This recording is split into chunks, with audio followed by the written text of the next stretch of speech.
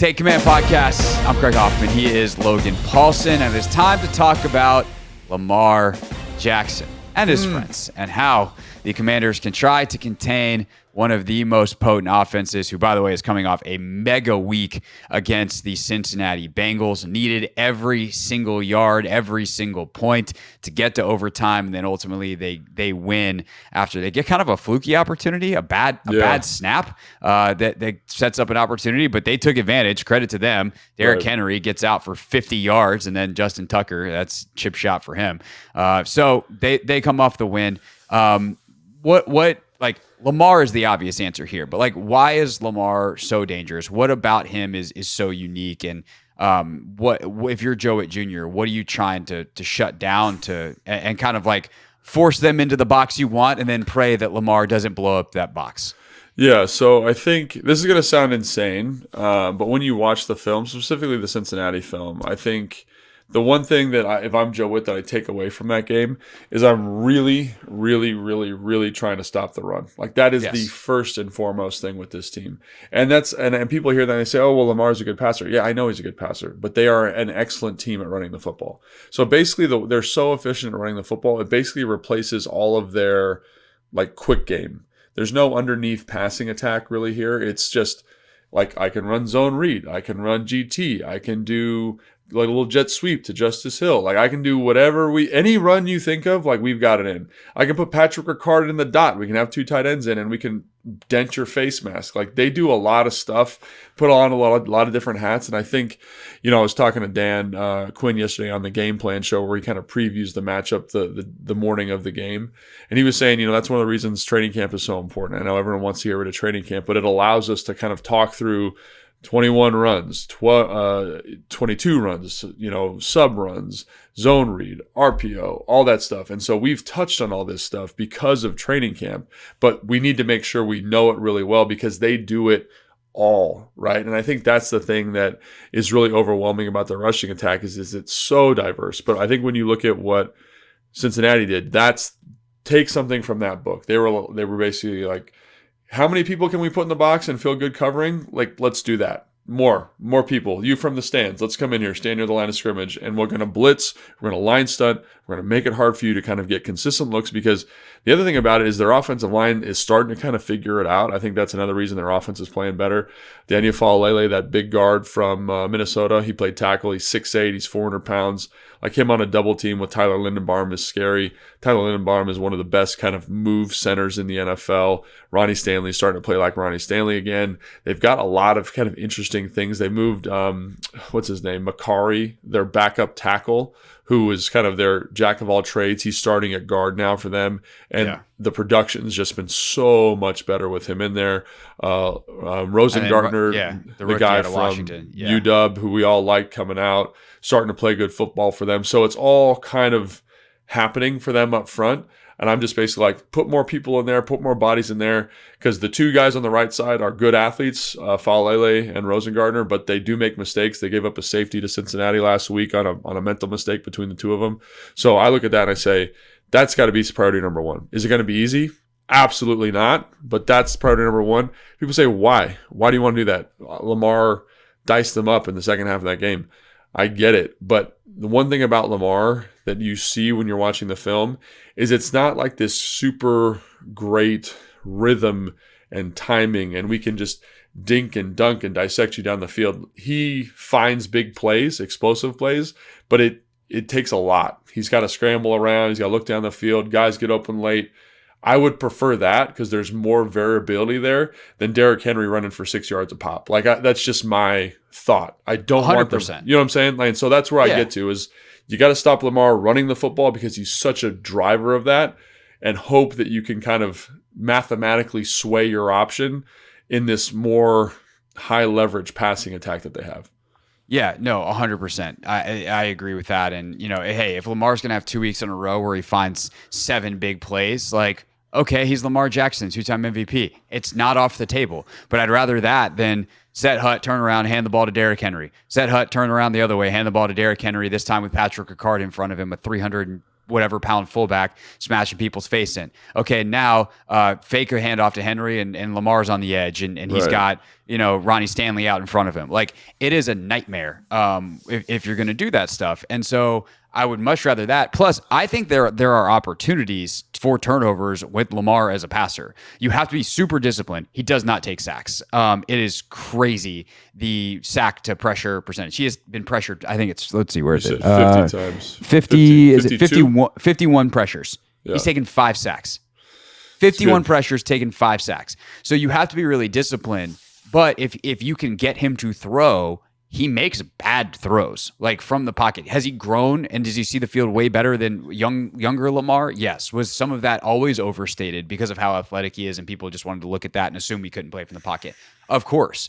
But to pretend like he is Tom Brady who can also run is also a fallacy. Like, that's not who he is. Right. And so you watch some of these bad throws and it's like, well, dang, if you can pick off 1 or 2 of those, like, it changes the entire complex of the game, the entire framework of the game. And so I think that you have to be on your toes for opportunities when you rush him and then force throws. And I think the other thing that really stood out in a couple of these games, specifically like the one that stood out as different, was the Buffalo game. They got no pressure on him. And if you let him sit back there with no pressure, he will be Tom Brady from the pocket. He's an NFL quarterback. But if you can get some push, even if you don't if you don't hit him, you don't sack him, whatever, but you just make his feet uncomfortable, you make him, change the arm angle in a way that he doesn't want, make him, kind of feel uncomfortable, that's when he'll throw high. And if he can throw over a receiver right into the arms of Aquan Martin, like, sick, there's your pick. Get 2 of those, and you've got yourself a great chance to win the football game.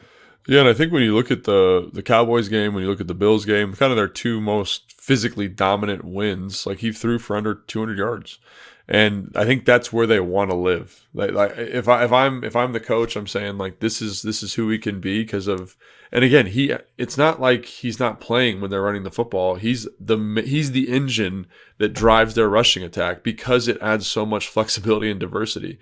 Like, obviously, we talked about, Picard and Henry and being physical and being big. And there's some absolutely disgusting plays of Picard just killing a safety, and then Derrick Henry stiff arming some guy, and you're just like, they don't play football like this anymore, and teams aren't built to stop this anymore. But then in the next play is a fake handoff to Derrick Henry, a fake reverse to Justice Hill. We're running GD to the offensive right, and Lamar I don't know what he ran, but he looks like he's running a 4.2 out there and runs for 15 yards for a first down. And you're just like, how do we match this? And so when you watch him versus Cincinnati, when you watch him when he's a little bit stressed out, because they were down going into the fourth quarter there, and he had to do some pretty miraculous stuff to get them back in it. And credit to him, he did. He did it. Like, and so we're saying, like, he is good at football. He's an excellent football player. He can throw, he can run, he can do it all. But when I watch him, I see a guy who's an offense that's much more efficient when they're efficient running the football. When he's got to get back there and throw, it's not on time. It's not. I don't think he does. This is not to say he doesn't see it well. It's just kind of a little bit out of rhythm, and a little bit of it. The receivers aren't great. That's, yeah, and I was just about to say that. Good. Bateman, by the way, who's banged up and might not even play in this game. Like, he's okay. Yeah, so I was just about to say that. Like, and this is a really kind of fundamental, like, nerdy football thing, is their best players are the tight ends. Charlie Kolar, Isaiah Likely, Mark Andrews, right? Like, those are the guys. Zay Flowers is a good piece. What they do a good job of with the run game is stretching you horizontally. When you watch them, they have a really, really hard time because they don't have that dog wide receiver of stretching you vertically. So everything gets a little bit tight near the line of scrimmage, especially if you can't run the football. All of a sudden, the windows get small. The timing's a little bit weird. You got to hold the ball a little bit longer because you're waiting for Isaiah Likely to run this deep crosser or attack the seam, and it's different. And so versus the Bills, I thought they did a good job of using Zay Flowers, not as an underneath kind of screen option guy, but kind of get the top off the defense a little bit, and it created more space underneath. But they don't do that all the time. And so I prefer, because the passing attack is not, it's good, but it's not the Cincinnati Bengals. Take away the run, force them to throw. It's still hard. He's still an MVP caliber player. It's the best option, even if you would never, like, if you could pick the Browns pass game to play against, you'd pick that 11 times out of 5. Like, it's we understand what we're saying here. It's just like you got to pick something, and that's Yeah. what you'd pick. Yeah, and I think that's ultimately what you get to, because again, it's not always on time, it's not always on rhythm, it's not always the most accurate, but can he still make explosive plays?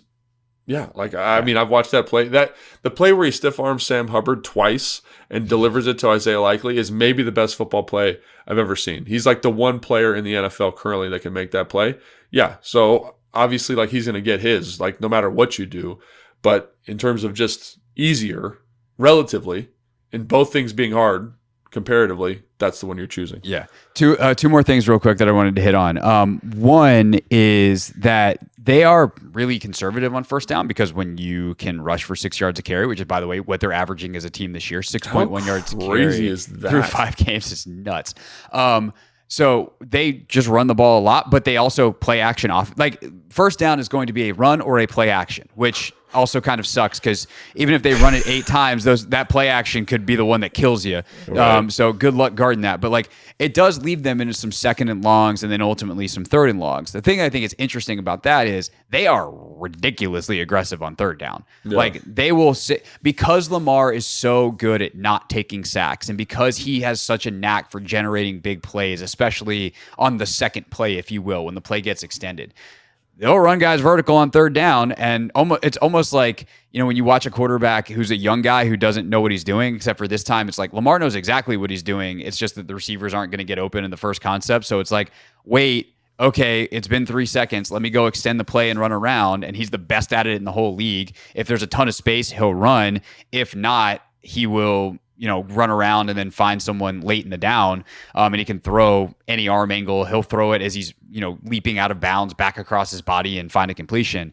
But they will create that space on third down vertically, which again, not only you have to cover that because he will make those throws down the field, but if that pulls your coverage players away from the line of scrimmage, that's where he gets a ton of huge scrambles on third down. So I think that's like third and long is not a safe space against the Baltimore Ravens, and that is that's a terrifying proposition. Yeah, and I think it speaks to how good Lamar is and the problems that he presents. You mentioned he's not taking a lot of sacks. Like his ability to create that second reaction throw is special, and so it's tough. This is a tough team. This is the I don't know, maybe Tampa Bay. This is a good offense though. This is a good offense. Well, you get the version of Tampa that Washington got, and like that's tough sledding because when Baker's on, he thinks he's Tom Brady, and you're like, sure, you can throw the ball in any window and just fire it in there on time, on target. Mike Evans played like a god.